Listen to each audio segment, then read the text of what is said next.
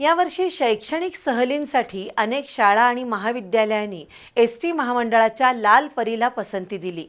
त्यामुळे 2025-26 या वर्षात राज्य एस.टी. महामंडळाला तब्बल 127 कोटी 18 लाख रुपयांचं विक्रमी उत्पन्न मिळालंय। त्यामध्ये कोल्हापूर एस.टी. आगाराला 3.5 कोटी रुपयांचं उत्पन्न मिळालंय।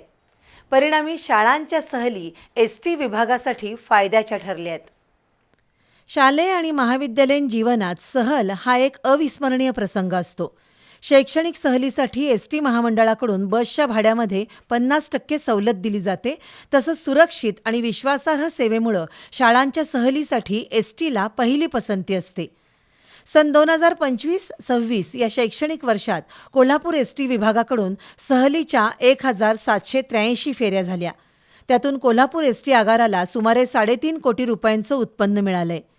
एकूण 400 बसेस या सहलींसाठी वापरण्यात आल्या, तर संपूर्ण राज्यातून एस.टी. महामंडळाला निव्वळ सहलींच्या माध्यमातून 127 कोटी 18 लाख रुपयांचं उत्पन्न मिळालंय। त्यासाठी 25,558 बस फेऱ्या झाल्या। गेल्या वर्षीच्या तुलनेत यंदा एस.टी. महामंडळाच्या तिजोरीत शैक्षणिक सहलीतून 33 कोटी 29 लाख रुपयांचं जादा उत्पन्न मिळालंय।